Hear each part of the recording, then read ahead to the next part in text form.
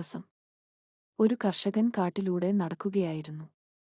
പെട്ടെന്ന് വഴിയുടെ സൈഡിൽ ഒരു തിളങ്ങുന്ന വസ്തു കണ്ടു. കർഷകൻ ഓടിച്ചെന്ന് എടുത്തുനോക്കി. അതൊരു സ്വർണത്തിന്റെ മുട്ട ആയിരുന്നു. കർഷകൻ സന്തോഷമായി. അങ്ങനെ കർഷകൻ അതുമായി വീട്ടിലെത്തി. തന്റെ ഭാര്യയോട് കാര്യം പറഞ്ഞു. ഭാര്യയ്ക്കും സന്തോഷമായി. ഭാര്യ പറഞ്ഞു, നാളെയും നമുക്ക് അവിടെ പോയി നോക്കാം.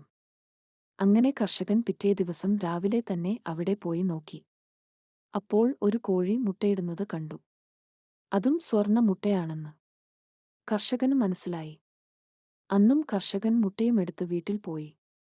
പിറ്റേ ദിവസം രാവിലെ ഈ കോഴിയെ പിടിക്കാനുള്ള കെണിയുമായി കർഷകൻ വന്നു. അങ്ങനെ ആ സ്വർണ്ണ മുട്ടയിടുന്ന കോഴിയെ കർഷകൻ പിടിച്ചു. കർഷകൻ ആ കോഴിയെ കൊണ്ട് വീട്ടിൽ പോയി തന്റെ ഭാര്യയെ കാണിച്ചു. ഈ കോഴിയാണ് സ്വർണ്ണ മുട്ടയിടുന്നത്. ഭാര്യയ്ക്ക് സന്തോഷമായി. അങ്ങനെ അവർ 3-4 ദിവസം കോഴിയെ കൂട്ടിലിട്ട് വളർത്തി.